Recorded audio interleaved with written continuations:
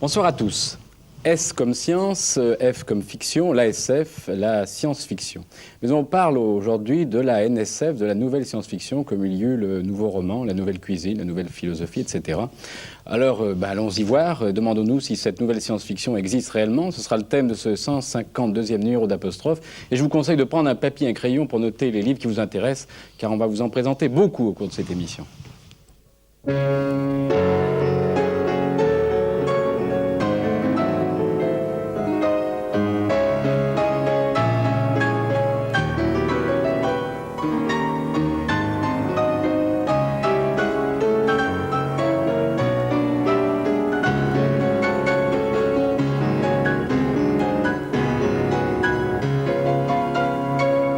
Voici le premier, c'est un album d'où sont extraites les images, les gravures que vous venez de voir dans le générique, la science-fiction illustrée, une histoire de la science-fiction, donc par l'image, aux éditions du Seuil. Mes invités, alors ils sont 8, ils sont très nombreux. Jacques Sternberg, qui est romancier, pamphlétaire, journaliste inclassable. On peut cependant dire qu'il a écrit des récits de science-fiction au moment où ça n'était pas à la mode. Par exemple, Futur sans avenir, qui est réédité au livre de poche. À côté de vous, Elisabeth Gilles, qui est directrice d'une collection de science-fiction, ce qui est très rare pour une femme, la collection Présence du futur chez De Noël. Alors en face, 4, Gérard Klein. Gérard Klein est un écrivain de science-fiction et éditeur de science-fiction, puisque vous dirigez 2 collections, la collection Ailleurs et Demain chez Lafon et la collection Constellation chez Segers. On reviendra d'ailleurs sur les anthologies. Plus la collection L'Âge des Étoiles pour les jeunes. Ah, vous êtes vraiment un staccanoviste. Alors, Philippe Curval, écrivain lui aussi de science-fiction, vous avez obtenu le prix Apollo 77 pour cette chère humanité, qui est d'ailleurs publiée dans la collection de Gérard Klein. Vous faites la critique aussi des ouvrages de science-fiction au Monde, au magazine littéraire. Et vous publiez chez De Noël une anthologie de nouvelles de science-fiction écrites par de très jeunes auteurs. Elle paraît dans la collection de Madame. Le livre s'intitule Futur au présent. À côté de vous, Bernard Blanc, qui est un écrivain de science-fiction aussi, collabore à Libération, éditeur de science-fiction, puisque vous dirigez chez l'éditeur Kesselring la collection Ici et Maintenant. Et vous avez publié, il y a quelques semaines, chez Stock 2, un ouvrage intitulé Pourquoi j'ai tué Jules Verne, qui est à la fois un pamphlet et un essai sur la science-fiction. Jacques Guamard, auteur d'anthologies, de très nombreuses anthologies de science-fiction et du fantastique. Vous êtes aussi éditeur, puisque vous publiez, vous êtes responsable chez Press Pocket de la collection qui s'intitule tout simplement Science-Fiction. Et vous êtes là ce soir parce que vous avez publié chez Julliard un livre intitulé L'année 1977-1978 de la science-fiction et du fantastique. Et puis là, Robert Louit, qui est lui éditeur de science-fiction, puisque vous dirigez chez Calman Levy la collection Dimension SF. Et puis Michel Pollack. Alors Michel Pollack qui est bien connu des gens de radio-télévision, puisque vous êtes journaliste, ancien producteur de radio-télévision, post-scriptum, vous êtes cinéaste et vous êtes écrivain, essayiste, romancier. Et votre dernier roman vient de paraître chez Belfond sous le titre Le QI, ou le roman d'un surdoué. Je dois dire qu'il fait bien la liaison avec l'émission de la semaine dernière. Hein, ah oui, j'avais l'impression de me trouver dans mon roman, entre chacun ayant son opinion bien arrêtée, l'un disant il n'y a pas de quotient intellectuel, l'autre il n'y a que ça pour... égalité, inégalité, c'était le livre. Bon, alors, il y a 3 parties dans votre roman. Une partie qui se déroule en la fin de ce siècle, ensuite le 21e siècle et le 22e siècle. Alors, qu'est-ce qui se passe d'abord avec ce sacré professeur Perelman à notre époque ?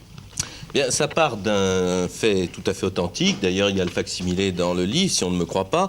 C'est une expérience qui a été tentée dans les années 60, qui est de transmettre à un rat la mémoire d'un rat dressé. Et en lui faisant manger la cervelle du premier rat, eh bien, il acquiert sa mémoire. Et ça m'a beaucoup frappé. J'en ai écrit une nouvelle à l'époque. Et puis, tout d'un coup, c'est devenu ce roman.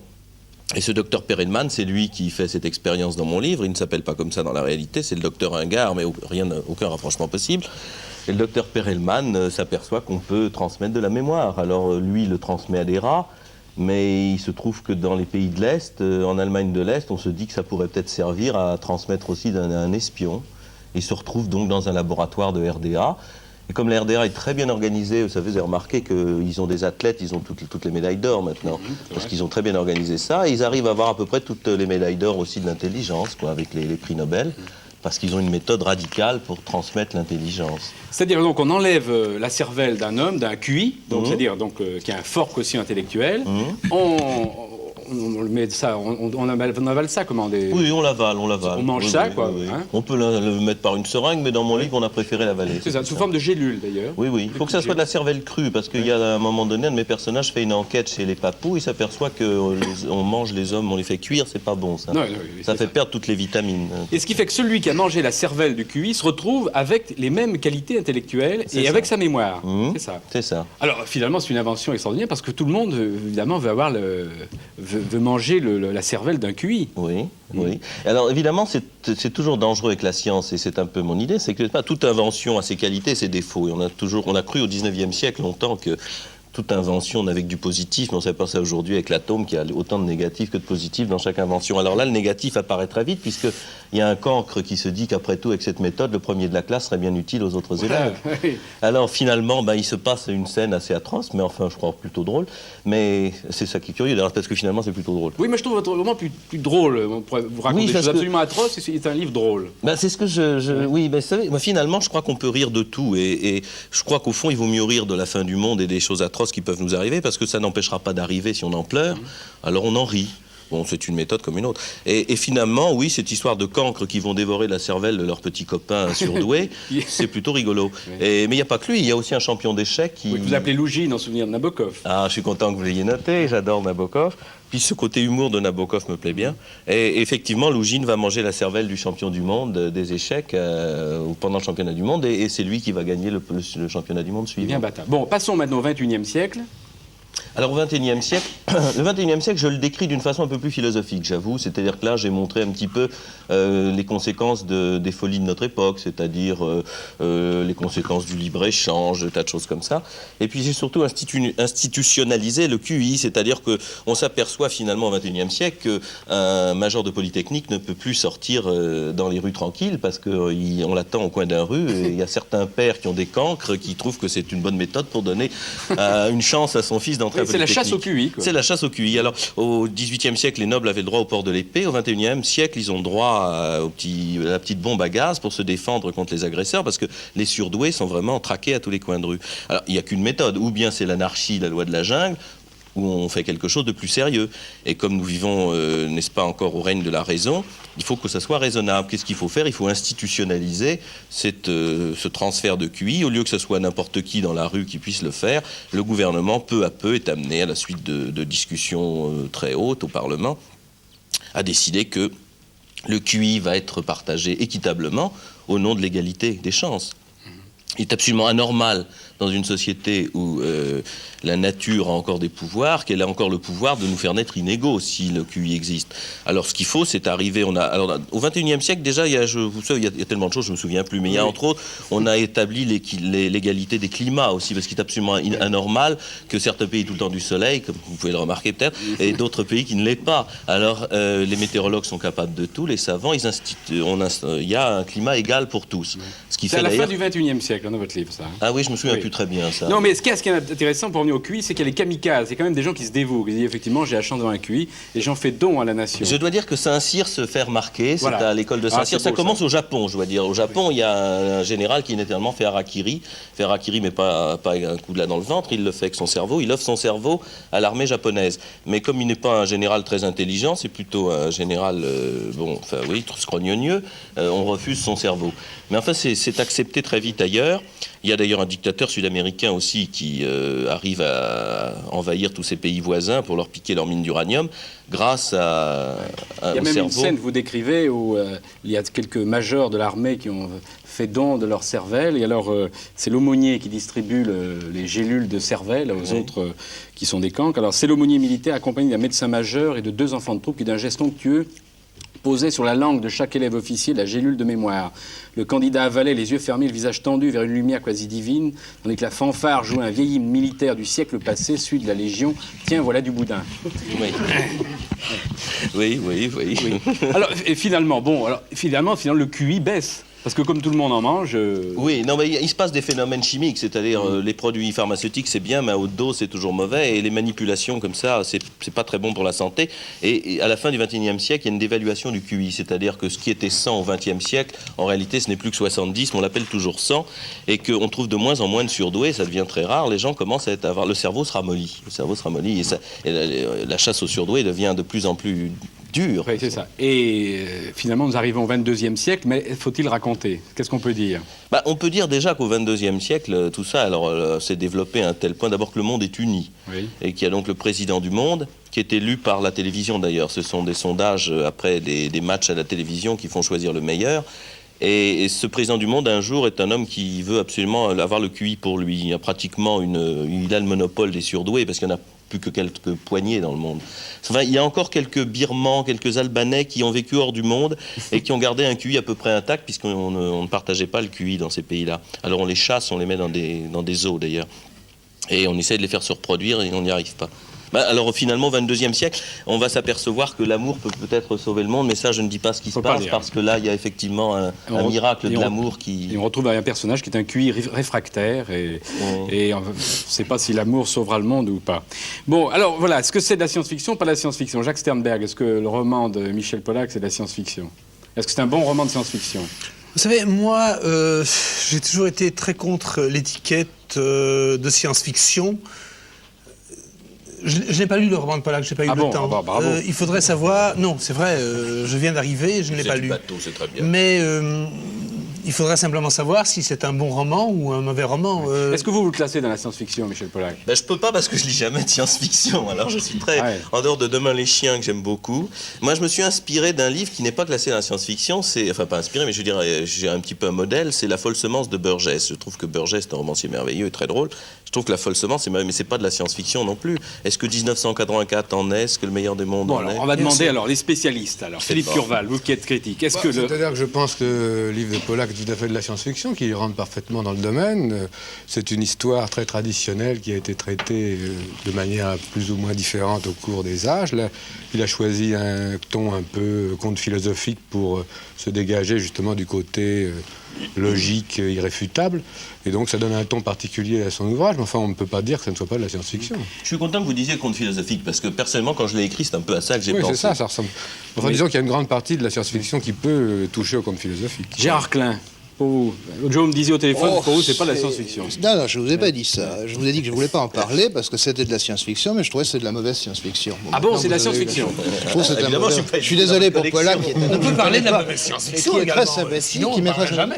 Je trouve que ce n'est pas un bon roman. Vous ne trouvez pas? Alors, étant donné que c'est pas un bon roman, je renvoie la balle à Jacques Sternberg, je trouve que c'est de la mauvaise science-fiction. C'est pour ça que je ne voulais pas en parler, parce que j'ai horreur de faire de la peine à quelqu'un. Et qui veut... Est-ce que... Jacques Guamard?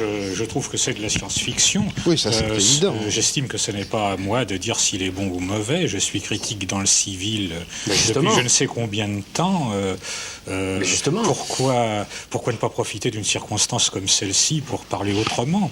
De ne pas mettre un tampon bon, mauvais, 15 sur 20. Ah non, mais Je crois que c'est pas... je suis pas d'accord du tout avec toi. C'est pas dans le civil que tu es critique, c'est dans le militaire. Là où je suis pas d'accord. Et bien justement, puisque ce soir on n'a pas notre uniforme, qu'on l'a laissé au vestiaire. Donc ce que je reproche à Klein, c'est, je trouve l'expression bon ou mauvaise très très dangereuse. Que vous n'aimiez pas, alors là, je vous en accorde le droit le plus absolu. Bon ou mauvais, c'est peut-être un peu radical, non? Vous ne croyez pas?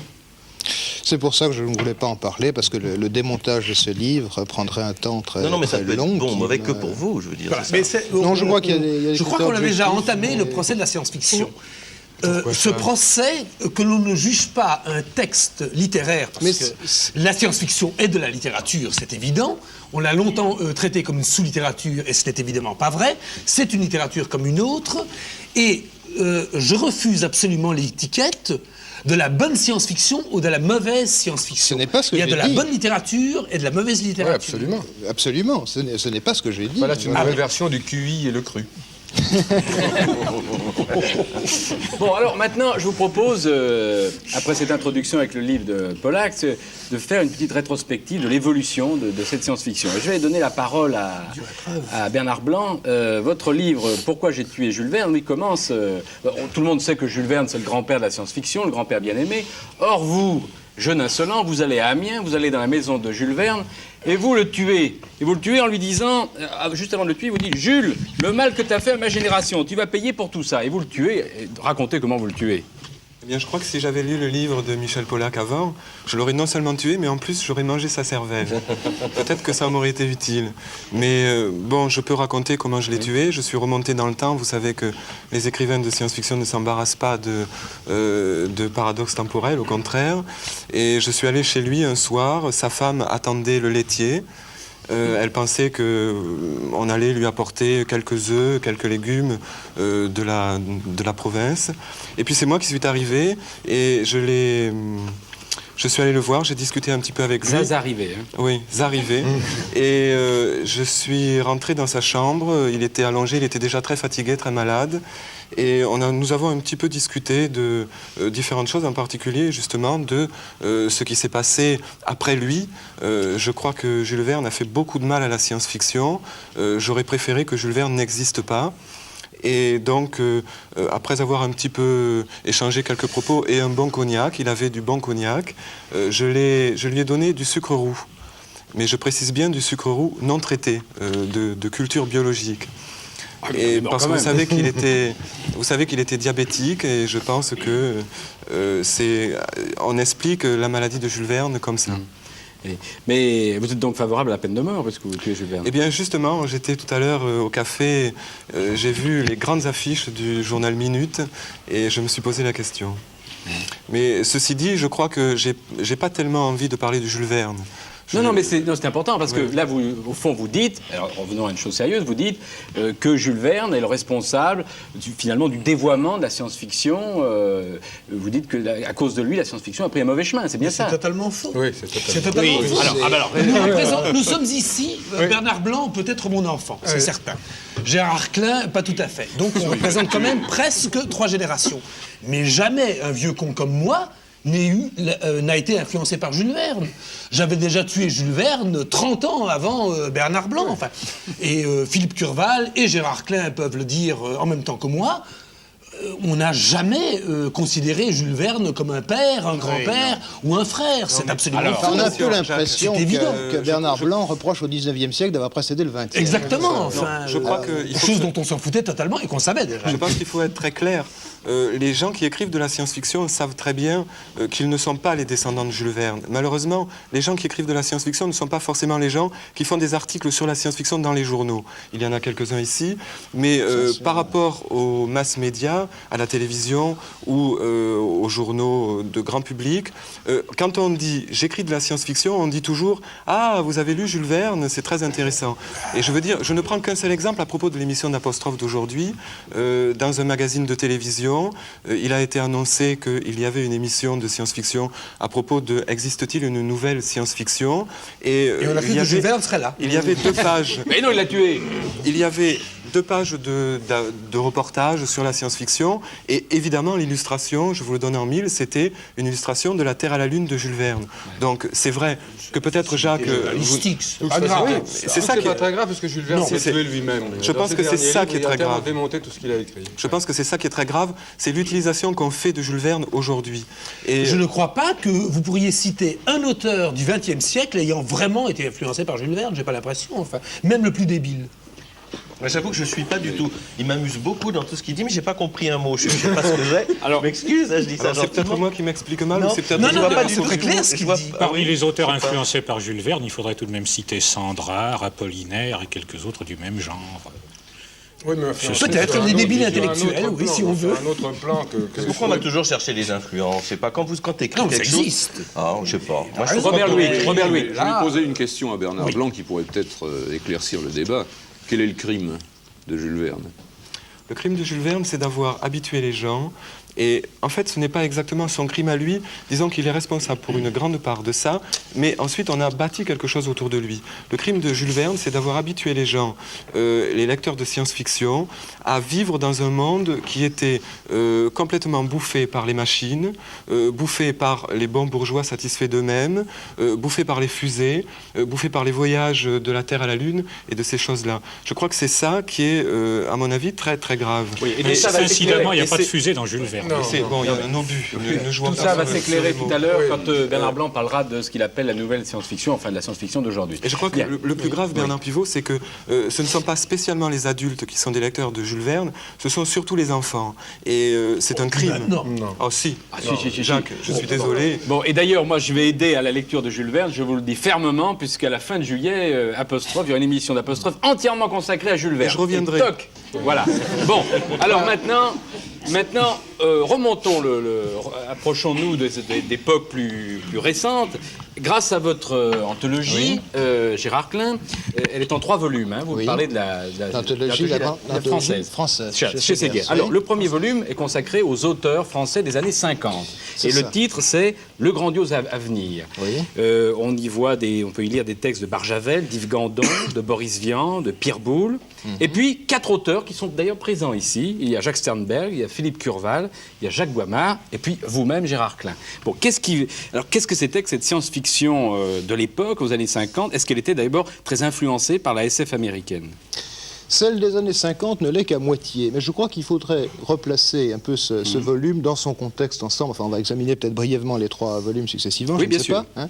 Ce que j'ai voulu faire, vers le milieu des années 70, enfin, il y a 4 ou 5 ans quand j'ai commencé cette série, c'était rendre dans une certaine mesure à la science-fiction française qui avait un énorme complexe vis-à-vis de la science-fiction américaine, enfin à des auteurs français qui existent, certains sont là, qui avaient un gros complexe vis-à-vis d'auteurs américains et anglo-saxons de façon générale, leur rendre un certain sens de leur identité. Bon, donner à un choix de nouvelles qui permettent aux auteurs français de récupérer en quelque sorte leur histoire propre.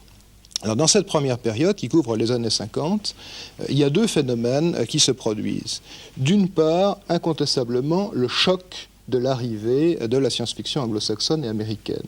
Mais d'autre part, favorisé par ce choc, le développement, véritablement l'émergence de tendances littéraires plus anciennes qui ne doivent au fond pas grand-chose à la tradition, proprement anglo-saxonne. Je pense par exemple à l'œuvre de Curval à son début.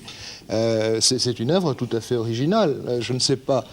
Je ne me souviens plus, je vous dirai quelle nouvelle de Curval j'ai sélectionné pour la première anthologie, celle des années 50, mais je ne crois pas qu'elle doive quoi que ce soit d'important à la science-fiction américaine. Bon, mais comment est-elle, cette science-fiction de l'époque? Par exemple, Sternberg, par exemple. Cette science-fiction de l'époque, les auteurs que vous avez cités l'indiquent assez, s'inscrit dans une certaine... Elle est très diverse, incontestablement. Yves Gandon, Boris Vian, vraiment, ces auteurs très différents. Elle s'inscrit dans une certaine mesure dans la descendance du surréalisme, d'une certaine littérature de l'absurde, et de façon générale en réaction par rapport à la littérature réaliste, disons-le existentialiste, qui s'était constituée juste après la guerre. C'est un courant marginal. À cette époque, c'est marginal. Souvenez-vous non, mais Gérard, tu oublies de dire une chose très importante, c'est qu'on était dans l'ignorance totale de ce qu'était la littérature de science-fiction américaine.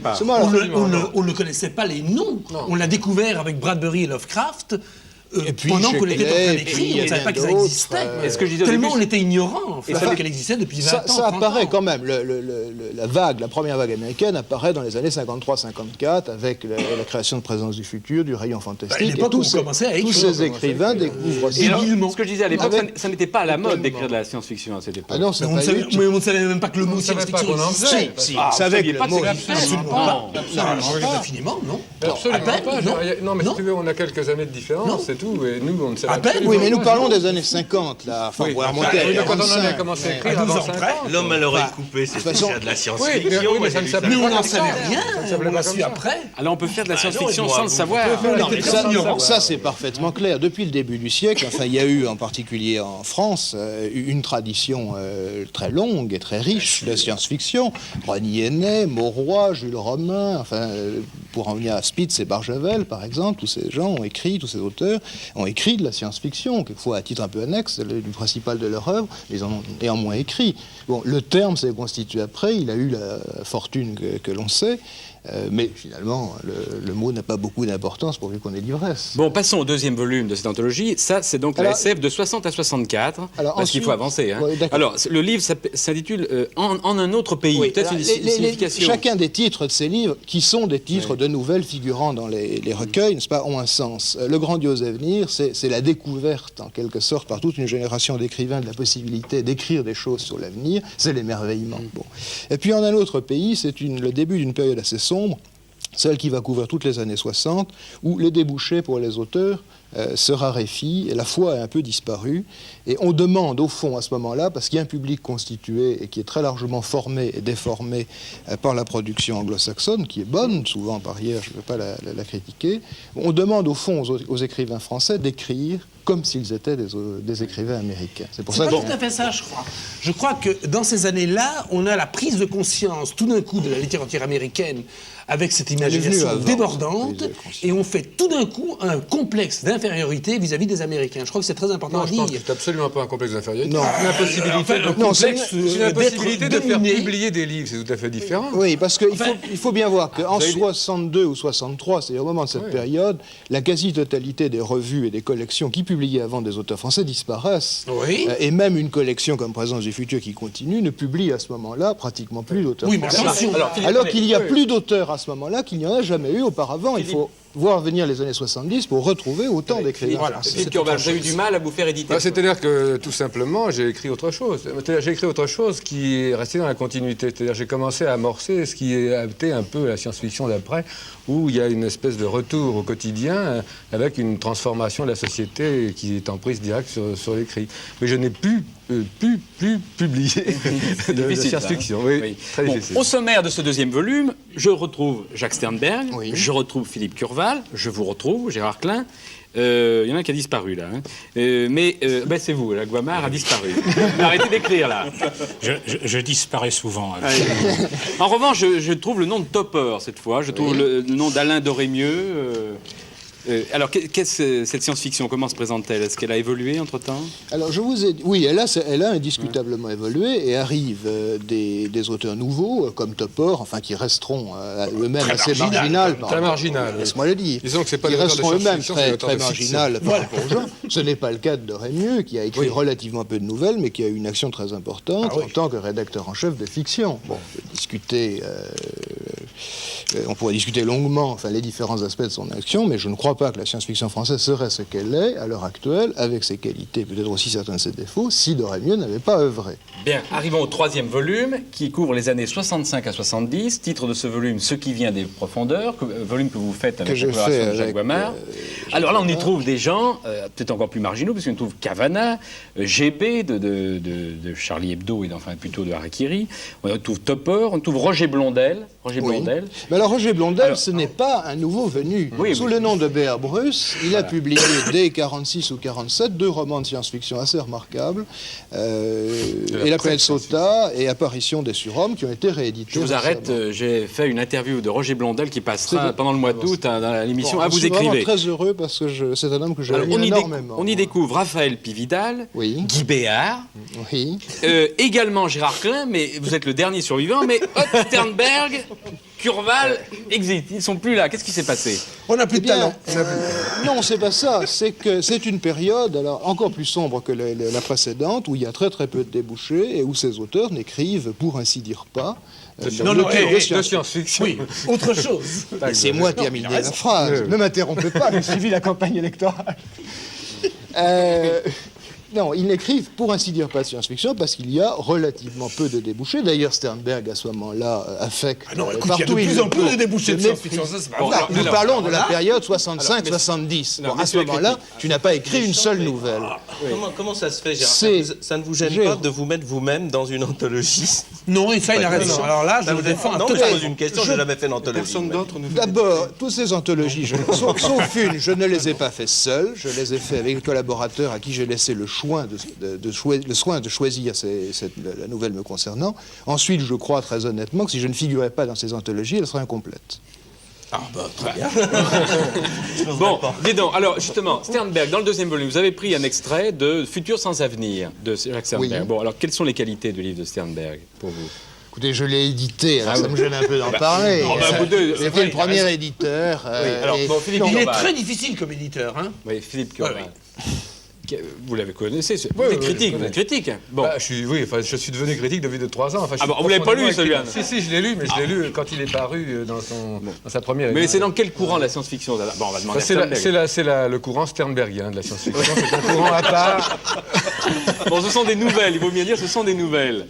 Bon, c'est le livre de Sternberg que vous sentez... Je vais un petit mot quand même. C'est le courant sternbergien, c'est-à-dire le sens de l'absurde, une espèce d'humour noir et désespéré.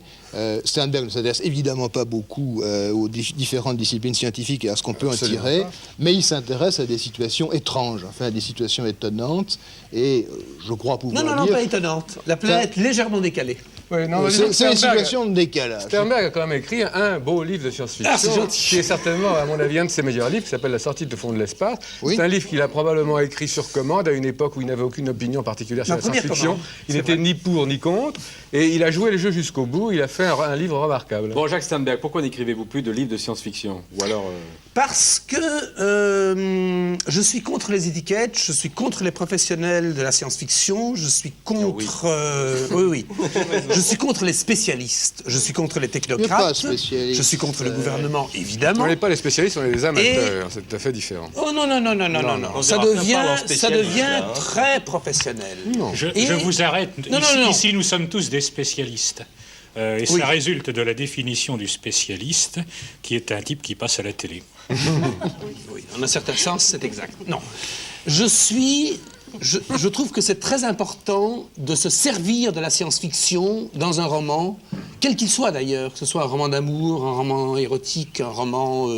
quel que soit le genre du roman, sans se soucier de l'étiquette, mais servir la science-fiction pour une collection de science-fiction, pour des lecteurs de science-fiction, ça me déplaît infiniment. Bon, alors je ne sais parlons. pas pourquoi, mais c'est comme ça. Bon, après tout ce qui a été dit, je dis mon livre n'est pas un livre de science-fiction. Probablement d'ailleurs. Mais ça vous n'y pouvez peut-être. rien. Non, mais moi- Il en est un. Non, mais il en est un. c'est moi le responsable, un peu naïvement. Moi, ayant lu ce livre-là, j'ai dit, tiens, ça c'est de la science-fiction, mais peut-être que j'y comprends rien du tout. Absolument. Il m'a semblé que c'est la science-fiction. C'en est, hélas. Alors, vous venez de faire paraître un autre roman, Jacques Sternberg, vous avez sur le bas Michel, mai 86. Oui. Bon, il se situe donc en 1986, et vous avez tourné 68. Oui, enfin, pour employer le vrai mot, c'est une espèce d'anticipation à basse échéance, c'est-à-dire dans 8 ans. C'est ça.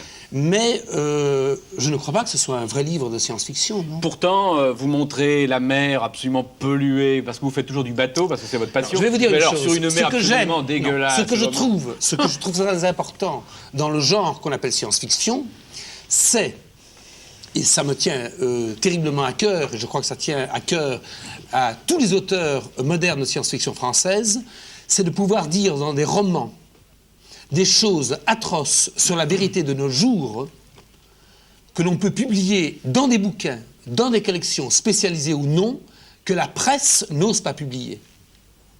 Et je puis en parler, étant donné que je suis journaliste, et j'ai quantité de fois des articles, mais très... à peine décalés de la réalité sur la pollution, n'importe quel problème, qui sont refusés partout. Parce qu'il y a en France, en ce moment, une politique de l'autruche totale.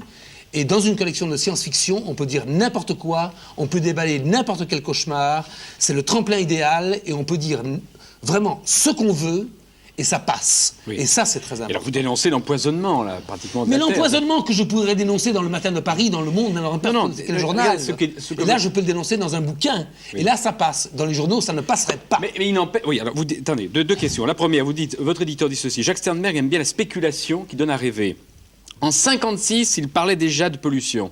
Et en 65, de révolution sexuelle. Votre éditeur veut donc dire que vous êtes toujours en avance. Et en 78, il imagine un monde où le seul pouvoir sera celui de la grande trouille et de la volonté de survivre. Donc vous pensez que vous êtes bon prophète, là aussi? Vous l'avez été 2 fois, donc vous allez être une 3e fois? Bon prophète, ça veut dire quoi? On peut se gourer à chaque fois. Enfin, il se fait que parfois on tombe plus ou moins dans les normes, mais je ne sais pas. Moi, être bon prophète, ça ne veut rien dire. Je suis un peu comme Jules Verne dans ce sens. Je parle du sous-marin quand il est déjà inventé. Je parle de la pollution quand elle est là, vraiment. Je n'ai rien inventé. J'exagère. Je vous jure que dans mes 86, je suis en dessous de la réalité. C'est ce qui est atroce. Bon. Mais je peux le publier alors que dans un journal, je ne peux pas le dire. Et c'est ça qui est important dans un bouquin. C'est la liberté de la presse Non, pardon. La liberté de l'édition, alors qu'il n'y a plus aucune liberté de la presse. Bon. Nous allons nous expliquer au mois d'août. Là aussi, j'ouvre une autre parenthèse, j'ai fait un enregistrement d'un quart d'heure, 20 minutes avec Jean Sternberg qui passera au mois d'août. Vous écrivez. Je crois que ce qu'il faut dire, c'est pas, je pense que Sternberg réagit comme moi, quand on écrit des choses horribles qui se passent dans l'avenir, c'est pas parce qu'on espère qu'elles vont se réaliser, c'est pour être le contraire d'une Cassandre, en espérant qu'en les prévoyant comme cela, on les fera éclater de rire et qu'elles n'arriveront bien pas. sûr, Oui, de même vous pour les culs. Il y a une bonne partie de la science-fiction qui est parallèle à une devise qui est vraiment une devise que je fais mienne. Quand on imagine le pire, on a relativement peu de chances de se tromper. C'est horrible, mais c'est comme ça. Arrivons maintenant à la science-fiction d'aujourd'hui. Jacques Goimard, vous venez de publier donc l'année 77-78 de la science-fiction et du fantastique. D'abord, est-ce que c'est la même chose, science-fiction et le fantastique? Vaste débat. Ah bon, oh là, je sens que j'ai mis le pied sur une mine. Ah bon, parce qu'il a tort, si je vois, il a... Non, pas du tout. Ah bon? Ah ben non, si c'était terriblement long, on n'en parle pas. Non. C'est un débat sans fin. C'est le mieux, à mon avis. Si on met toute la soirée... Ah non. Et là, La nuit, je pense. non. Moi, nous avons tous tenu de nombreux débats sur ce thème. Bon, alors, c'est le serpent de mer du débat sur la science-fiction. Bon, pour vous, en tout cas, c'est cousin Germain, en tout cas. Hein. C'est ça, c'est cousin. On peut s'en tenir là. Bien, votre livre, au fond, c'est un état de la science-fiction et du fantastique aujourd'hui. Hein. Vous avez voulu montrer la richesse de la science-fiction. C'est pas exactement un état, c'est un recueil. Ça consiste à proposer aux gens un certain nombre des meilleures choses qui ont été publiées dans l'année et à leur faire la liste du reste, ce qui leur permet de choisir leur lecture, parce que ça c'est une vieille histoire. Dans tout amateur de science-fiction, il y a un prosélyte qui sommeille. L'idéal pour amener les gens à aimer la science-fiction, c'est de leur en faire lire de la bonne. Mais nous avons tous rencontré l'homme qui, au hasard d'un kiosque de gare, a acheté un très mauvais roman et a dit, dégoûté une fois pour toutes, la science-fiction, c'est atroce. Alors pourquoi ne pas leur indiquer ce qui est bon?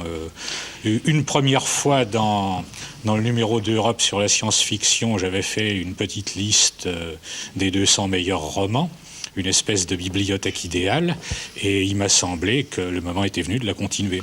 Oui, mais vous parlez pas seulement de la science-fiction en livre, vous parlez aussi de la science-fiction en BD, de la science-fiction au cinéma. Vous parlez de toute la science-fiction. C'est pour ça que je vous disais que c'est un état de la science-fiction, il me semble. Et vous recensez des livres, vous montrez la richesse de la science-fiction. Vous dites par exemple qu'il est paru 350 livres en 77. Oui, à peu près. C'est ça. Bon, donc, selon vous, cette science-fiction se porte très bien. Ah, je crois, oui. Oui. Je crois que on n'a jamais publié autant de science-fiction en France, on n'a jamais sorti autant de films de science-fiction, on n'a jamais sorti autant de bandes dessinées de science-fiction. On assiste à un certain nombre de choses en peinture, en musique, un petit peu partout. C'est un mouvement tout à fait général. Vous savez, c'est un peu un thème borghésien, au fond. C'est l'intrusion d'un univers imaginaire, d'un avenir imaginaire qui se superpose, qui envahit progressivement le présent et qui se superpose au présent. Oui. Il y a une autre chose que Jacques Goimard n'a pas dite, mais enfin qu'il avait certainement sur le bout de la langue, c'est que c'est aussi la première fois, et j'ai été frappé de le découvrir dans son livre, qu'il y a plus d'auteurs français, de livres français publiés dans le domaine que de livres étrangers. Je ne me trompe pas. Il y a bien des choses en fait qui apparaissent à la lecture de ce livre. Par exemple, puisque nous avons failli parler du fantastique, le fait que le fantastique est relativement prospère. C'est une autre émission. Non, vous allez tous vous battre là. Non, pas du tout. C'est l'homme qui met les étiquettes, c'est tout ce que je déteste. C'est absolument. Non, ce ne sont pas des étiquettes. Qu'il n'aime pas mon livre, parce que j'aime pas sa façon de voir le monde. Alors ça va. Oui, alors là, non, mais moi je. Mais pourquoi mettre des étiquettes que c'est que le fantastique, la science-fiction? En effet, mais je trouve aberrant qu'on puisse parler d'un auteur de science-fiction qui ne soit pas en même temps un auteur de nouvelles fantastiques ou bien même de romans fantastiques. Enfin, ça me paraît absurde. Il n'y a plus d'auteurs. Tous les grands auteurs américains, de Sheckley à Mattison, de Brown à Bradbury, ont tous été des auteurs de nouvelles fantastiques. Ils ont tous été hantés par le fantastique. C'est vraiment... ça me paraît logique et normal. Très bien, logique normale. Écoutons Jacques Sternberg. Vous dites dans votre préface que vous reconnaissez que si la science, pas friction, pourquoi pas, a ses délits, elle a ses proses. Parce qu'elle a aussi ses délits. Naturellement. Un beau délit d'avoir tué Jules Verne. Oui. Parce que, par exemple, pour vous, Jules Verne, c'était délit. Jules Verne, c'était délit. Tu ne recules devant. Et alors, vous dites aussi dans cet ouvrage que l'homme de la science-fiction de l'année 77, il est présent, c'était Philippe Curval. Eh bien oui, c'est parce que c'est lui qui a eu cette année-là le prix Apollo pour un roman admirable intitulé « Cette chère humanité » et dont... sur lequel je me résumerai en un mot. Oui. À la fin du roman, le ciel est devenu pied de poule. Ah bon? Et en plus, c'est totalement justifié. Oui. Comment dire, seule la science-fiction permet de faire des effets pareils. Bon, plus sérieusement, qu'est-ce que vous racontez dans cette chère humanité? Je parle du marché commun. Ah bon? Du marché commun, oui. Ah oui, le marché commun, c'est une chose qui m'a toujours obsédé, parce que c'est vraiment un mythe totalement ridicule. Et alors, plus il est en train de s'édifier, plus il se désagrège, et plus ça m'a donné envie d'écrire ce livre sur ce sujet. Donc c'est une science-fiction, alors donc aujourd'hui elle est politique, elle est... C'est une science-fiction qui est complètement incrustée dans la vie, si vous voulez. Je n'y raconte que le quotidien. Par exemple, maintenant, on ne peut plus aller en bateau, on ne peut plus aller en montagne, on ne peut plus aller nulle part sans qu'on vous mette des casques sur votre moto, des genouillères, les gendarmes vous rappellent, il faut des bouées de sauvetage. Bon. Alors simplement, j'imagine un monde dans lequel les piétons sont obligés de se promener. C'est du réalisme, ça, non? Non, à partir du moment où les piétons eux-mêmes sont entièrement couverts de protection pour se promener dans la rue, ça devient quand même déjà un peu bizarre. C'est un simple décalage par rapport à la réalité, c'est une réalité augmentée. Donc vous êtes très proche de Sternberg, parce que vous venez de prononcer le mot qu'il a prononcé tout à l'heure, un peu décalage. Oui, le décalage est un des grands tout à fait surréaliste. C'est un livre de grand réalisme. Tout à fait surréaliste. Ah bon, surréaliste. Alors. Oui, enfin disons qu'après ça dérive. Et on arrive au ciel... On arrive au ciel pied de poule. Mais il y a encore plus fort d'ailleurs, parce que le marché commun se transforme en chambre à la fin. Ouais. Bon, alors arrivons maintenant à Non, je voudrais repérer une chose, parce que ça me paraît très important. J'ai été étonné de voir Jacques Boimard s'excuser devant tout le monde qui est de mauvais romans de science-fiction. Oui, ça me paraît invraisemblable. Non, Jacques. Non, mais... Motion d'ordre, je ne me suis pas excusé. Ça me paraît tout à fait normal. Il a l'air de considérer ça comme une chose tragique et tout. Le roman de science-fiction est peut-être le roman le plus difficile qu'il y ait à écrire. Ça demande une imagination sans défaut. C'est pour ça que vous n'en écrivez plus, alors. Mais peut-être. La question n'est pas là, je ne parle pas de moi. Mais je n'ai jamais vu, Dieu sait si Bernard Pivot, vous avez fait des émissions, je n'ai jamais vu un auteur de psychologique fiction, de Sagan à Faulkner, s'excuser qu'il y ait de mauvais romans de psychologie. Ouais. Or, on n'a pas à faire de complexe. Non, on aborde un genre, Gérard Klein, Curval, tous les auteurs peuvent le dire, un genre extrêmement difficile à aborder en roman, un genre qui convient mieux à la nouvelle qu'au roman parce que le long parcours c'est terrible, et on n'a pas à s'excuser que ce soit de temps en temps raté. Ça me paraît très important. Il y a une chose effectivement très importante qu'introduit Jacques, même si je n'ai pas entendu Jacques Boimard s'excuser à propos de l'existence de mauvais romans, c'est le fait que derrière cette généralité de la science-fiction, il y a des œuvres, et ce sont les œuvres et les écrivains qui comptent. Bien sûr. C'est la généralité de la science-fiction n'existe pas. Ouais, alors oui, il y a des délits. Des choses. Par exemple, dans votre collection, vous n'avez pas publié le Burgess, La folle semence. Vous ne citez pas ce genre de livre. Pour vous, c'est pas de la science-fiction. Absolument si.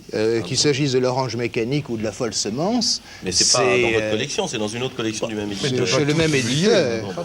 Chez le même éditeur. Il y a de la concurrence des fois dans le même éditeur entre les collections, ça arrive. Bon, arrivons maintenant alors cette nouvelle science-fiction. Nous allons demander si elle existe. On va demander surtout à Bernard Blanc, puisque la majeure partie de votre ouvrage est occupée par une sorte de définition peut-être de cette nouvelle science-fiction, car vous apparaissez comme le chef de file, comme l'un des chefs de file, disons, d'une nouvelle science-fiction qui serait gauchisante, politique, qui serait sociale. Et est-ce que vous acceptez tous ces adjectifs ?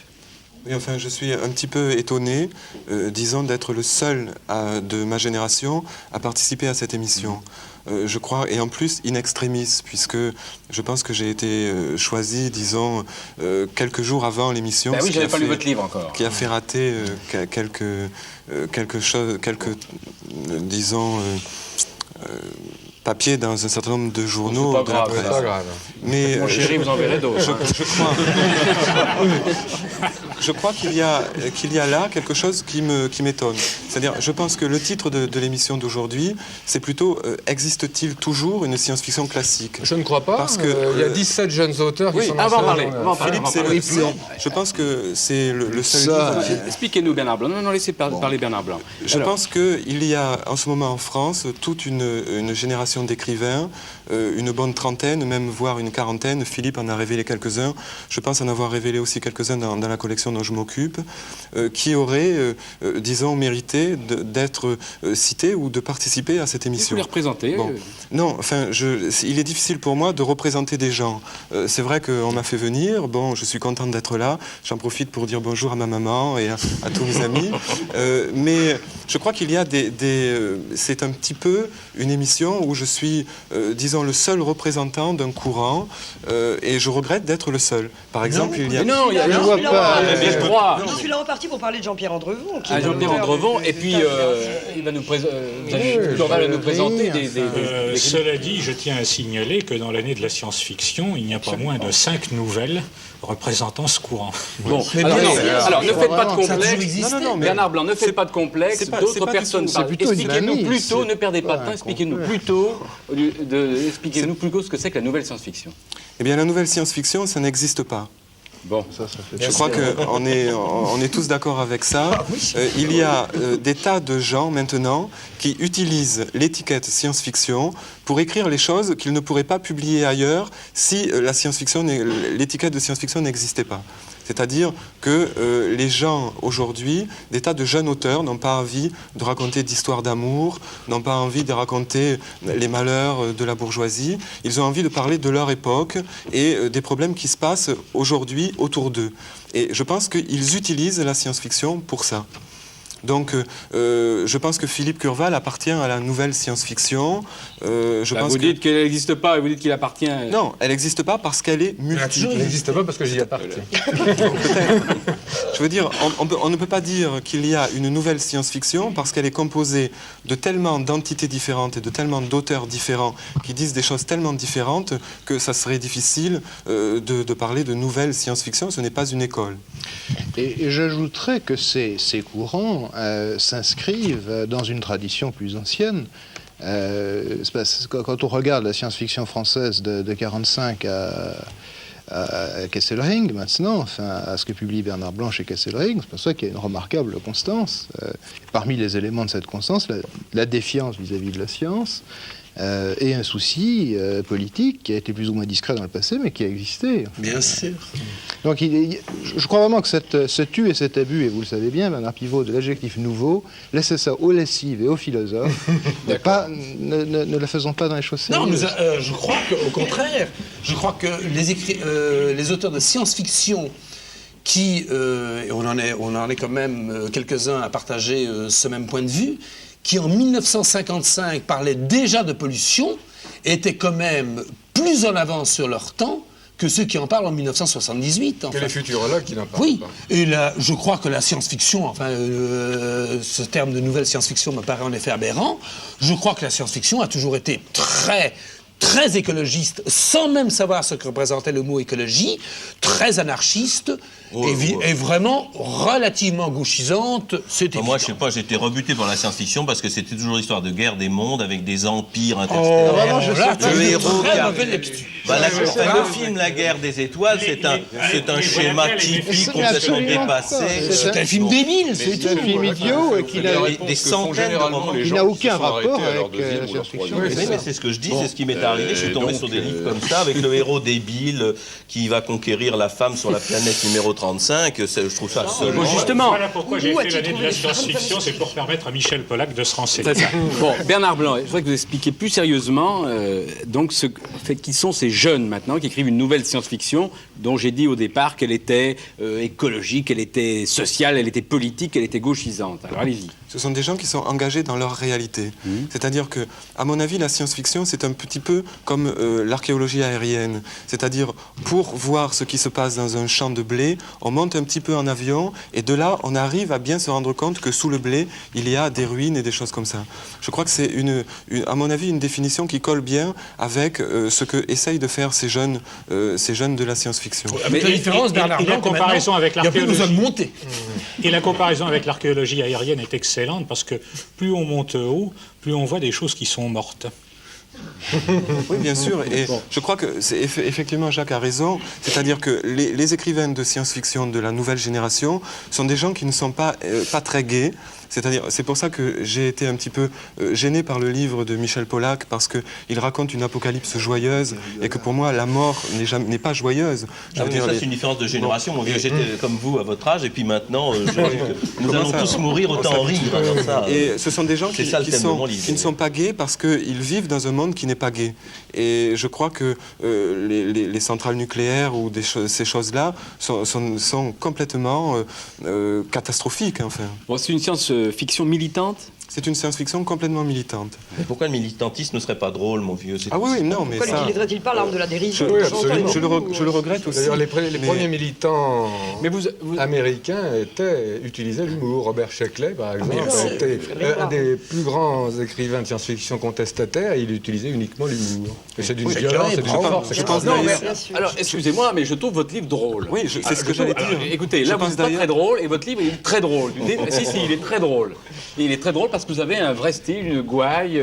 Non, j'ai beaucoup apprécié son livre. Parce que... Alors, notamment, vous engueulez Gérard Klein. À un moment, vous dites, je l'aime bien, il a fait beaucoup de la science-fiction, mais alors il vous traîne dans la boue parce que vous n'êtes pas tout à fait de son avis, justement, sur cet aspect. Pas du tout. On n'est pas du tout du même avis. Ah oui. Parce que, justement, Gérard Klein pense que les jeunes écrivains de science-fiction qui ont une vision... Puis maintenant, nous allons tous mourir, autant en rire. Comme ça. Et ce sont des gens qui ne sont pas gays parce qu'ils vivent dans un monde qui n'est pas gay. Et je crois que les centrales nucléaires ou ces choses-là sont complètement catastrophiques. Enfin. Bon, c'est une science-fiction militante. C'est une science-fiction complètement militante. Mais pourquoi le militantisme ne serait pas drôle, mon vieux? Ah oui, non, mais pourquoi n'utiliserait-il pas l'arme de la dérision? Je le regrette aussi. D'ailleurs, les premiers militants américains utilisaient l'humour. Robert Sheckley, par exemple, était un des plus grands écrivains de science-fiction contestataires, et il utilisait uniquement l'humour. Et c'est d'une violence et d'une force. Alors, excusez-moi, mais je trouve votre livre drôle. Oui, c'est ce que j'allais dire. Écoutez, là, vous n'êtes pas très drôle, et votre livre est très drôle. Si, il est très drôle. Et il est très drôle parce que vous avez un vrai style, une gouaille. Non, j'ai beaucoup apprécié son livre. Parce que... Alors, notamment, vous engueulez Gérard Klein. À un moment, vous dites, je l'aime bien, il a fait beaucoup de la science-fiction, mais alors il vous traîne dans la boue parce que vous n'êtes pas tout à fait de son avis, justement, sur cet aspect. Du tout. On n'est pas du tout du même avis. Ah oui. Parce que, justement, Gérard Klein pense que les jeunes écrivains de science-fiction qui ont une vision catastrophique de la réalité sont des gens qui appartiennent à une classe sociale qui est la bourgeoisie, qui a l'impression perd ses privilèges, et c'est pour ça que nous ne sommes pas gays. Non, je n'ai pas dit ça. J'ai écrit dans un essai qui s'appelle Malaise dans la science-fiction et qui a été tiré à fort peu d'exemplaires. J'ai tenté d'exposer les origines sociologiques d'une évolution récente de la science-fiction aux États-Unis. Je pense, sous certaines réserves, que c'est transposable à la France. Cela dit, ce que je dis, c'est que c'est un genre qui s'est constitué dans une classe sociale qui n'est justement pas la bourgeoisie, mais la moyenne bourgeoisie, les confins de la moyenne et de la petite bourgeoisie, la classe moyenne, si vous voulez, et que cette classe moyenne est en perte de vitesse. Elle est en voie de dissolution. Je dis que le pessimisme récent des écrivains de science-fiction, dans une très large mesure, résulte de cette perte de vitesse. Oui. Alors, je crois que cette analyse, mais je n'ai pas regardé les choses de si près pour les Français, est applicable aux auteurs français qui effectivement viennent de la petite bourgeoisie et qui effectivement vivent dans un univers sans espoir. Il y a 50 ans, devenir instituteur ou cadre moyen, c'était un espoir. À l'heure actuelle, c'est une raison. Oui, mais ça, Gérard, soyons sérieux. C'est pas spécifique à la science-fiction. À part d'Ormesson et d'Erdalier, tous les écrivains sortent de la petite bourgeoisie, tout le monde le sait. Ah, je ne suis pas d'accord. Qu'est-ce que vous préférez la science-fiction optimiste? On nous explique qu'on invente des machines merveilleuses qui vont sauver le monde. Non, je ne préfère rien, en l'occurrence. Je veux bien qu'on consacre une petite heure à être mais je ne préfère rien. Je constate simplement que le climat des années 70 dans ce domaine, en France et aux États-Unis par exemple, n'est pas le même que celui des années 60, qui n'est pas celui de l'avant-guerre ou des années 50. Et en tant que, disons, sociologue amateur, j'essaye d'expliquer ça. On peut peut-être l'expliquer par l'état du monde. En résumé, les gens qui ont peur des centrales nucléaires, ce n'est pas du tout parce que les centrales nucléaires c'est dangereux, c'est parce qu'ils perdent leur privilège de classe. C'est en partie vrai. Voilà, c'est en partie vrai. Je n'ai jamais à mon avis, exprimé la chose telle quelle, insoutenable. mais c'est en partie vrai. Alors je renvoie votre polémique dans votre livre, puisque vous expliquez les arguments. Enfin, il vous malmène. Hein. Bon, alors, autre exemple. Vraiment. Autre exemple. Si, quand même. Ah, bah comment? Moi, non. Oui, lisez un petit morceau. Il vous exposez votre théorie. Vous exposez. Ah, bah là je veux. Hein. Voilà, il raconte votre théorie, il dit, eh bien voilà de quoi alimenter le débat. Cette théorie, c'est de la merde en barre. Et puis un peu plus loin, il dit, je crois que Gérard Klein ferait mieux d'écrire des romans plutôt que de se fourvoyer dans les analyses qu'il ne contrôle pas. Vous appelez ça gentil ou... Vous savez, c'est pas un raisonnement. Moi, ce qui m'intéresse, c'est le raisonnement. Bon, alors, autre exemple de jeunes écrivains de science-fiction sont ceux que vous avez réunis dans cette anthologie qui s'intitule Futur au présent, Philippe Curval. Ce sont de très jeunes auteurs. Ce sont très jeunes auteurs, enfin ils ont entre 18 et 30 ans à peu près. Mais si vous voulez, moi, ce qui me terrifie un peu tout à l'heure, c'est effectivement ce que Michel Pollack redoutait, c'est que nous soyons des spécialistes. Moi, je suis surtout un amateur de littérature, un passionné de littérature, et j'aime toute la littérature, surtout l'actuelle, celle qui parle de nos problèmes. Et particulièrement en Amérique du Sud, j'estime que la littérature d'Amérique du Sud est totalement en prise directe avec ce que fait la science-fiction. C'est la même tentative, mais vue sous un angle différent, avec leurs problèmes propres. C'est pour ça que, bon, j'ai surtout écrit, je ne suis pas tellement anthologiste, mais enfin, j'ai pensé que c'était intéressant, vu la difficulté de certains jeunes auteurs de s'exprimer, d'essayer de leur donner la voix pour une fois. Alors, voilà, cette Ils sont 17 Ils sont 17. Ils sont 17. Alors, est-ce qu'ils s'inscrivent dans le courant que nous a Eh bien, justement, décrit non, un peu Bernard Blanc? non, ils ne s'y inscrivent pas tellement. Je peux peut-être dire, excuse-moi, au départ, Philippe, que nous avions pris soin, justement, de ne leur imposer aucun thème. Oui. C'est-à-dire que contrairement, je retire, disons, le mot imposé, mais contrairement à ce que fait généralement Bernard Blanc, nous n'avions pas choisi un thème particulier dans l'anthologie. Absolument, Nous avions laissé les choses entièrement libres.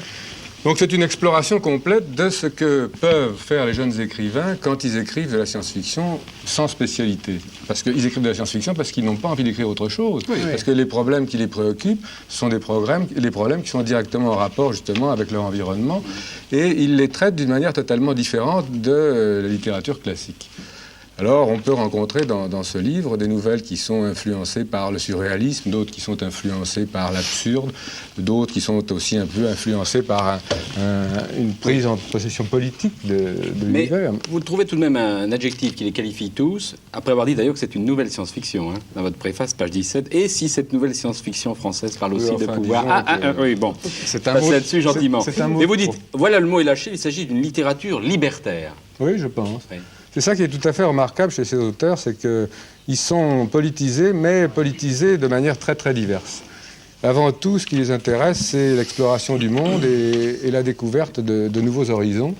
Et donc, ils essayent de se libérer par tous les moyens. Alors, disons qu'évidemment, ce qui ne les caractérise pas, c'est l'humour, parce que si l'humour existe chez certains de ces auteurs, il est très dissimulé. Oui. Mais par contre, ce qui existe, c'est une certaine force et un sens de l'absurde et une réduction des problèmes essentiels de notre temps en des nouvelles très caustiques et très, très brillantes. Je veux savoir, ça m'intéresse beaucoup justement, parce que tu viens de lâcher les deux mots en même temps.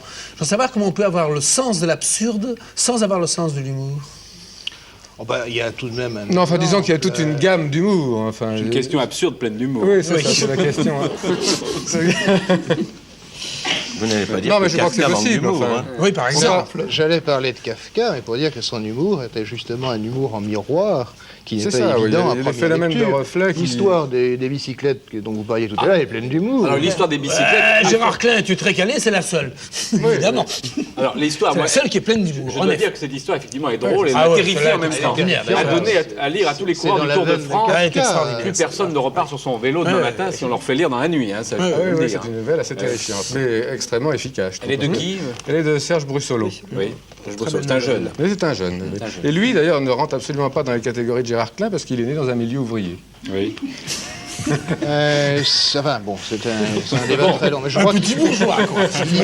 il y rentre dans la mesure, Ah oui, alors même tout par le la monde rentre nulle part, tout, non, ça y est, absolument c'est pas, mais même par la littérature, il n'a pas d'espoir de promotion. Et je crois C'est quand ça même qu'il exprime. Il y a quelque chose d'important à dire. Effectivement, on peut tranquillement autour d'une table en train de boire un verre reprocher aux écrivains de science-fiction de manquer d'humour. Mais ces écrivains de science-fiction sont sensibles à des problèmes qui se passent dans le monde qui les entoure. Et ça me paraît difficile, par exemple... Ça n'a jamais été un reproche, je dis simplement c'est une peut-être constatation. pas toi, Philippe, mais enfin, disons que c'est sensible dans la conversation qu'on vient d'avoir. Je crois que les gens qui ont vécu Seveso, par exemple, en Italie, on peut difficilement leur reprocher de manquer d'humour quand ils racontent leur histoire. Si on interviewe un survivant de Seveso à la télévision, on ne va pas lui dire, mon vieux, bah, dis donc, toi, tu manques d'humour, tu pourrais raconter ton histoire en rigolant un peu. Mais aucun de ces auteurs petits bourgeois n'est auteur... Je crois, c'est important ce que dit Bernard Blanc. Attends, Philippe, excuse-moi. Je crois que ces auteurs-là ne sont pas à Seveso, mais ces auteurs-là sont des gens qui ont vécu dans un monde qui ressemble étrangement à Seveso. Dans le même monde. Je veux dire, par exemple, il y en a un certain nombre qui vivent à côté de Fos-sur-Mer, qui est complètement pollué. Il y en a qui vivent à Paris, où ils exhalent sans arrêt du gaz carbonique et d'autres saletés. Ne dis pas ça à un autonomiste parisien. Bon, et donc, je crois que c'est vrai, je suis d'accord avec vous pour dire que je suis vraiment désolé qu'il n'y ait pas plus d'humour dans cette nouvelle science-fiction, entre guillemets, mais je crois qu'on ne peut pas leur reprocher.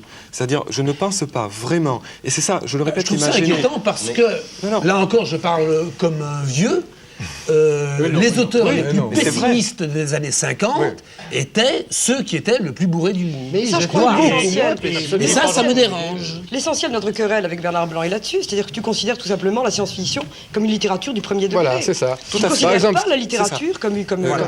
C'est ce que je disais tout à l'heure. La science-fiction, pour moi et pour un certain nombre de gens qui travaillent avec moi, c'est une littérature qui se contente de décrire le réel. Et malheureusement, je suis désolé, le réel n'est pas drôle. Bien. Bon, alors, j'ai essayé de décrire le réel dans le début de mon livre, puisque toute la première partie se passe à notre époque, et ça m'a fait rire à l'écrire. Je trouve que c'est très drôle. Ton livre est un très bon livre. Non, mais je te demande pas de merci, heureusement quand même que tu es là. Bon, pour terminer, il nous reste peu de temps, je vais demander, donc, il y a 5 directeurs de collection, je leur demandais de présenter la collection, ça s'adresse vraiment aux téléspectateurs, et de choisir 2 livres, d'en dire quelques mots. Mais vous aurez davantage de paroles, vous, madame, et Robert Louis, parce que vous avez très peu parlé jusqu'à présent. Alors d'abord, vous dirigez une collection, donc ailleurs, Présence du futur. Présence du futur chez De Noël, et c'est très rare. La plus ancienne collection de science-fiction, c'est vous qui en êtes la directrice, et c'est très rare parce que les femmes, d'abord il y a très peu d'auteurs femmes, et alors une femme qui dirige une collection de science-fiction, c'est encore plus rare. C'est exact. Et je crois même d'ailleurs que la proportion de 1/8, qui est la proportion actuelle, ne reflète pas du tout la réalité, elle est tout à fait en dessous. Ah oui, c'est 1 sur 50. Beaucoup moins de femmes en proportion. Écoutez, moi je vais essayer de vous expliquer un petit peu la chose en passant par mon expérience personnelle. Et puis voilà. J'ai été très frappée, je me rappelle, vous savez, on a abordé déjà 2 serpents de mer, on n'a pas abordé le 3e, alors je prononce le mot parce qu'il le sera sûrement, c'est le mot ghetto de la science-fiction. La science-fiction est un petit monde extrêmement fermé. Ça prouve qu'elle n'est plus dans son ghetto. Elle n'est plus, effectivement, grâce à vous, j'espère. Et où les gens, c'est un côté très, très positif, les gens se rencontrent, se voient beaucoup, on a énormément de déjeuners, de conventions, etc. Et je me rappelle avoir été très frappée, je crois bien que c'était à ma première convention, quand, sur le coup de 2 heures du matin, tout le monde s'est écroulé dans un fauteuil, un verre à la main, et on a commencé à parler, comme ça, aimablement entre nous, et où on a évoqué des souvenirs de jeunesse. Et les auteurs qui étaient là évoquaient tous une certaine littérature, qui est la littérature de science-fiction populaire, qu'ils avaient dévorée quand ils avaient 10 ou 11 ans.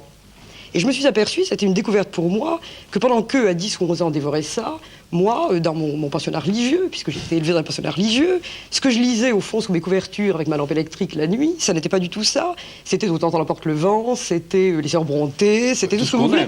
Et je me suis aperçue que je n'avais absolument pas le même arrière-plan culturel qu'eux.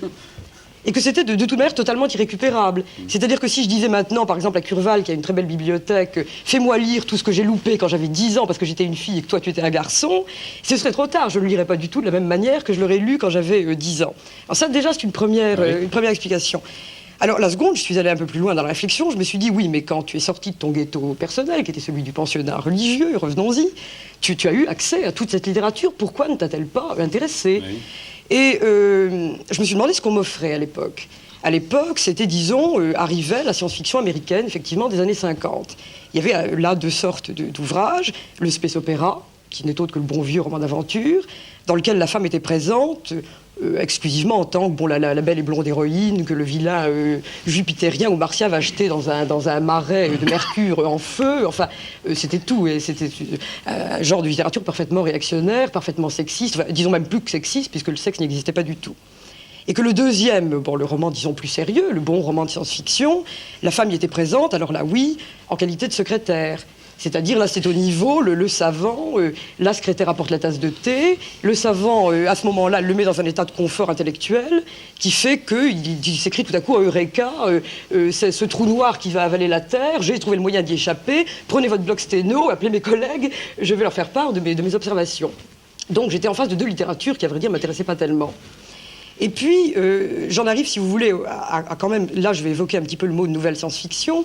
Je me suis rendu compte, au fond, que ce qui différenciait beaucoup, là je crois que je ne serais pas du tout d'accord avec Sternberg, la littérature de science-fiction de l'autre, c'était en fait une espèce de déshumanisation. Il n'y avait pas de personnages. C'est-à-dire que les personnages étaient en gros des stéréotypes qui portaient toute l'humanité avec eux. Ça n'était pas des personnages avec un passé, ça n'avait effectivement rien à voir avec la littérature psychologique classique, celle que je connaissais. Et bien, là-dessus, c'est à ce moment-là, si vous voulez, qu'intervient le changement. Et on disait tout à l'heure, en effet, que les femmes étaient rares, à la fois en tant que lectrices. Et en tant que lectrice, j'ouvre une petite parenthèse. Nous sommes allés à Limoges, je ne sais pas si vous vous en souvenez, faire une visite dans un lycée où nous avons vu, de la jeune génération, nous avons vu des élèves de 6e, 5e, 4e.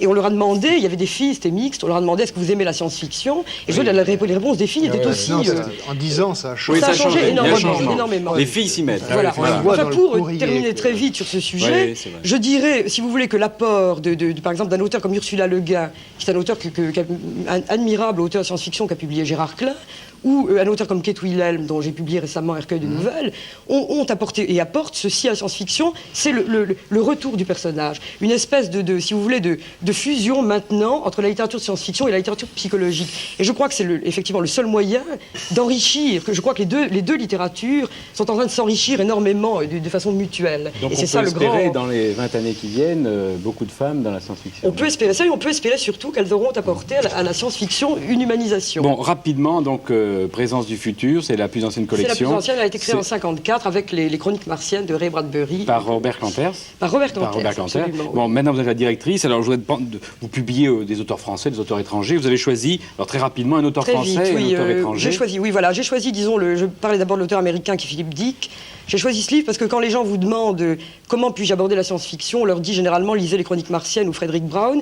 Et je crois que dans le livre de Philippe Dick, qui est un roman sur la drogue, en réalité, nous avons l'occasion de faire lire à des gens qui ne connaissent pas du tout la SF une littérature extrêmement actuelle, qui bénéficie de toute une sensibilité, tout un apport de science-fiction, mais sans le décor, si vous voulez, sans le gadget de la SF.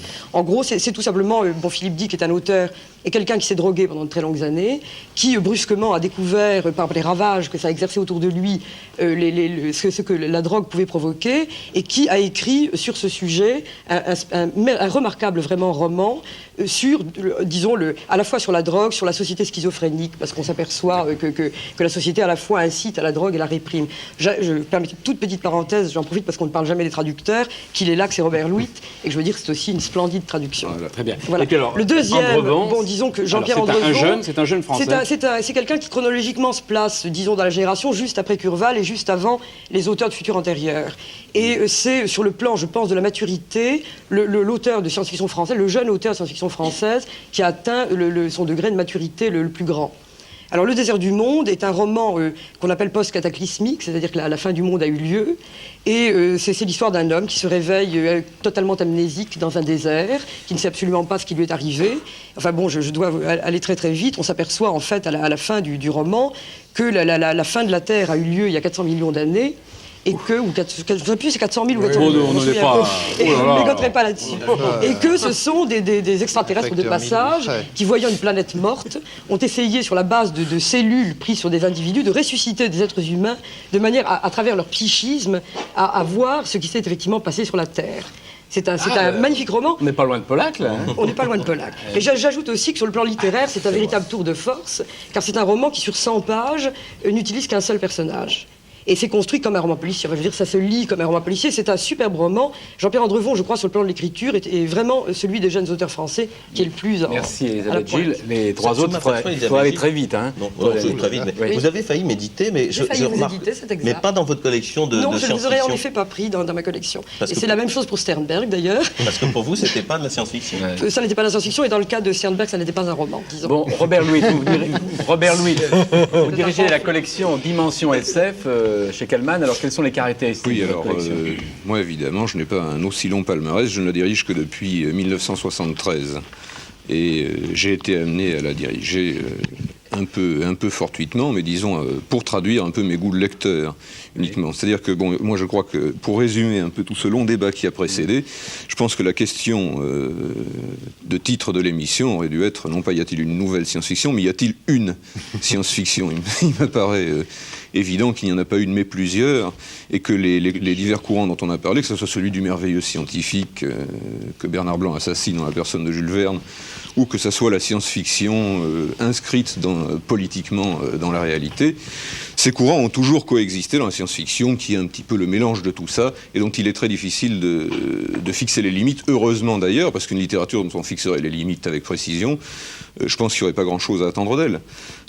Et donc moi, quand j'ai fait cette collection, j'ai cherché avant tout à explorer systématiquement les aspects de la science-fiction qui m'intéressaient, qui sont en effet non pas la science-fiction dure, c'est-à-dire d'hypothèses scientifiques prises en elles-mêmes, mais la science-fiction qui examine plutôt le retour de la science dans le corps social, la façon dont elle peut affecter notre vie. Donc une science-fiction enracinée politiquement, mais qui, disons, à partir d'une réalité présente ou proche, effectue un recadrage, élargit le cadre, et fait une analyse un peu plus fondamentale des problèmes. Ce qui permet en même temps d'ailleurs la réapparition de l'humour dont éventuellement on ne peut pas se servir quand on fait le nez immédiatement devant la situation. Et pourquoi dans cette remarquable collection, parce que c'est une des meilleures qui existe en France actuellement, c'est de Gérard Klein, jamais de Français ni de Belges Et pourquoi pas de Suisse par exemple? Ça n'est absolument pas un racisme de ma part, et je puis te rassurer en te disant que c'est en route. Bon, les deux livres que vous avez choisis.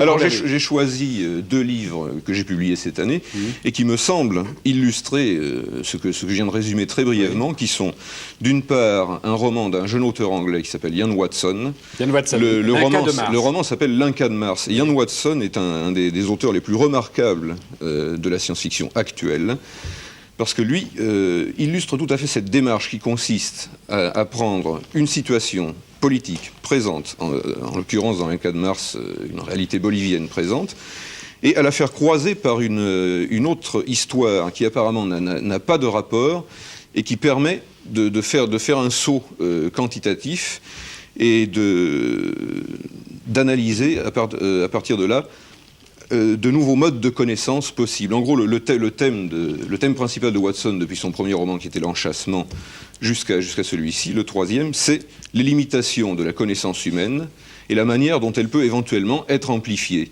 En somme, chez lui, il y a une sorte de glissement des sciences dures vers les sciences humaines, telles que la linguistique, l'anthropologie ou la sociologie, qui fournissent la base de ses romans.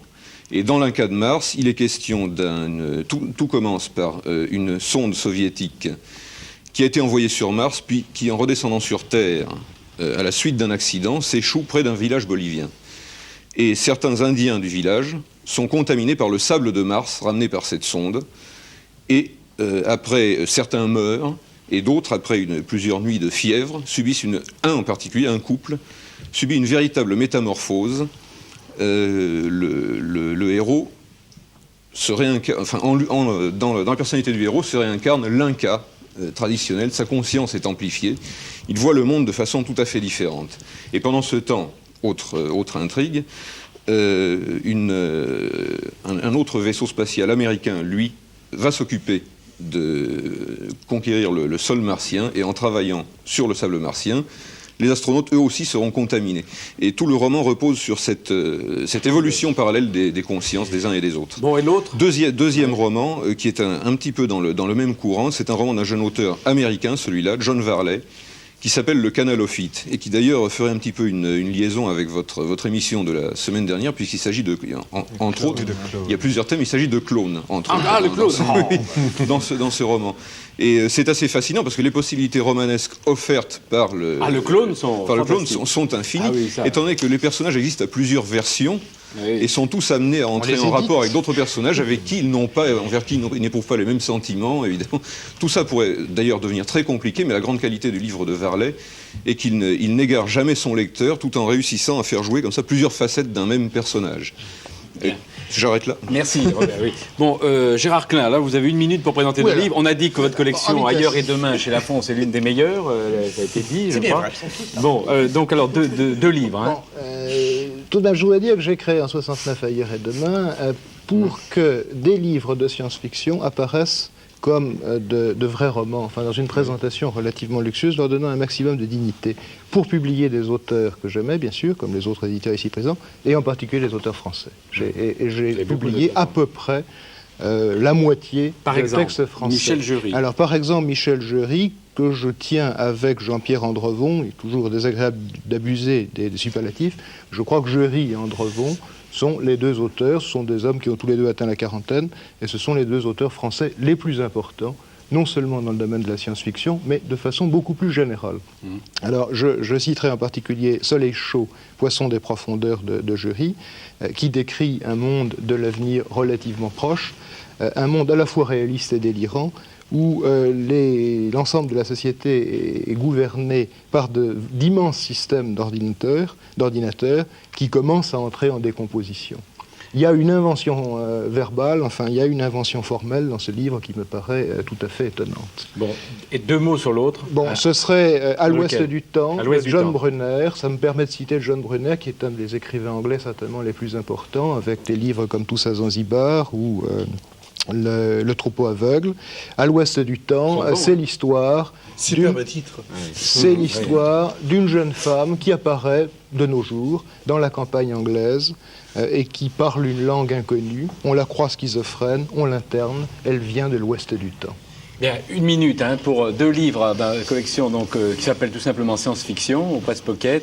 Alors, en fait, il y a 2 collections, une collection de romans et une collection d'anthologies. Alors l'anthologie, vous avez choisi une femme, justement. Oui, c'est une collection qui s'appelle Le Livre d'or de la science-fiction, où ont paru plusieurs recueils des meilleures nouvelles de certains des grands auteurs de science-fiction. Et j'ai tenu à choisir une femme... Ursula, dont vous avez parlé. Qui a été le premier auteur de la collection, parce que c'est un des 2 ou 3 auteurs vraiment importants révélés depuis 10 ans aux États-Unis. Et ma foi, au fond, je n'ai rien à ajouter. Oui, il faut la lire. Bon, et l'autre alors... Puisque Elisabeth Gilles a tout dit à son sujet en disant qu'elle a revalorisé le personnage en science-fiction. Et puis dans votre collection de romans... Dans la collection de romans, j'ai tenu à choisir un roman de Sheckley qui me paraît en science-fiction le grand des grands, parce que justement c'est l'humour, c'est l'absurde, c'est aussi, il faut le dire, la fantaisie.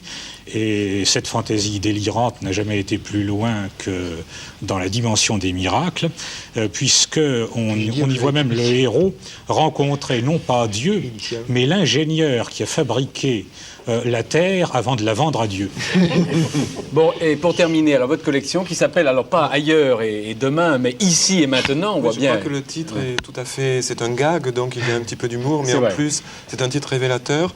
Je pense que j'aimerais bien parler d'un livre collectif que nous avons réalisé aux éditions Kesselring qui s'appelle 4 milliards de soldats. Oui. Et je pense que parler de ce livre ce soir, c'est particulièrement important, puisque au même moment se déroule, pas très loin d'ici, la fête de l'armée. Et je trouve ça particulièrement dur. Et bon, ce livre 4 milliards de soldats, c'est un livre que j'ai fait parce que j'habite à côté du plus grand terrain militaire d'Europe, qui s'appelle Canjuers, dans le midi de la France. Et je fréquente sans arrêt des gens qui ont à souffrir terriblement des exactions de l'armée. Et Jean-Pierre Andrevon, Michel Jury, des gens que nous avons cités là, ont participé tous à ce livre. Ils ont tous choisi un thème précis, l'utilisation que l'armée fait de l'arme bactériologique, l'utilisation des camps militaires, de ces choses-là, les fêtes de l'armée comme on en voit aujourd'hui.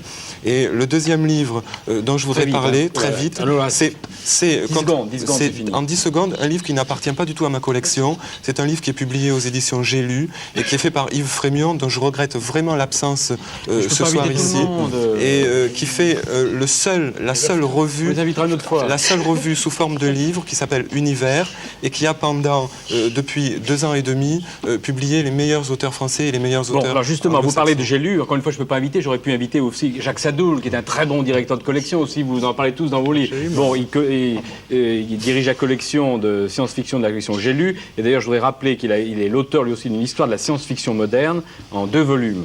Bon, et lui aussi, il écrit bon livre. Par exemple, Pierre Pelot. On aurait pu inviter Pierre Pelot, qui est le Grand Prix de la science-fiction en 1978 et qui est publié par J'ai lu, Delirium Circus. Voilà, mais alors maintenant d'autres ouvrages, j'en ai reçu des centaines, mais impossible de présenter tout le monde. Je voudrais présenter chez Segers d'Igor et Grishka Bogdanov, Clé pour la science-fiction, qui est une bonne introduction à la science-fiction. Alors une autre collection chez Albin Michel, Superfiction, chez Albin Michel, vous savez un dernier, Kate Lomer, Le Long Crépuscule. Il y en a une autre chez Marabout, de Guy Charmasson, Le Crépuscule des Surhommes. Mais il y en a beaucoup d'autres. Il y en a une autre qui vient de se fonder, qui est d'ailleurs dans la même ligne que celle que vous avez indiquée tout à l'heure, c'est au dernier terrain vague, Bonnes Vacances. Ce sont aussi de la science-fiction écologique, politique. C'est un recueil de nouvelles, avec d'ailleurs des gens dont vous avez parlé. Il y a Pelot, il y a Jury, ils sont tous là-dedans. Et puis, aussi, autre éditeur qui fait beaucoup pour la science-fiction, c'est Casterman. Casterman, je voudrais citer Voyage dans l'ailleurs, 13 récits français de science-fiction, et c'est Alain Dorémieux qui s'en occupe, dont nous avons parlé tout à l'heure. Et voici Les Songes superbes de Théodore Sturgeon, aussi. Une autre anthologie, Les Fenêtres internes d'Henri Luc Planchat, qui s'inscrit dans le même courant. Donc, vous avez indiqué tout à l'heure, collection de 10-18. Et puis, vous avez fait allusion à au numéro d'Europe, qui a été consacré à la science-fiction. Vous y avez presque tous collaboré, la science-fiction. Et le rédacteur en chef d'Europe, c'est Charles Dobzhansky, qui a écrit lui aussi la science-fiction. Voici le dernier, Taromancie, aux éditions des éditeurs français réunis. Dans les revues, la revue Fiction, qui a 25 ans, qui va fêter ses 25 ans en octobre, qui est dirigée par qui ? À l'heure actuelle, Daniel Rich. Daniel Rich. Alors, une nouvelle revue de science-fiction future, qui est faite par... Il y a Curval. Qui est Curval, vous êtes tous. Et puis, alors, on a oublié, on ne peut pas parler aussi, là aussi, il faudrait faire presque une autre émission, c'est la science-fiction dans la BD, mais ça, c'est très important aussi. Alors, je voudrais signaler Métal Hurlant. Métal Hurlant. Et enfin, alors, je vais commencer par un album, je termine par un album, Science-fiction, graphie, science-fiction, de Brian Aldiss, aux éditions Delville. Madame, messieurs, merci, bonsoir, à vendredi prochain.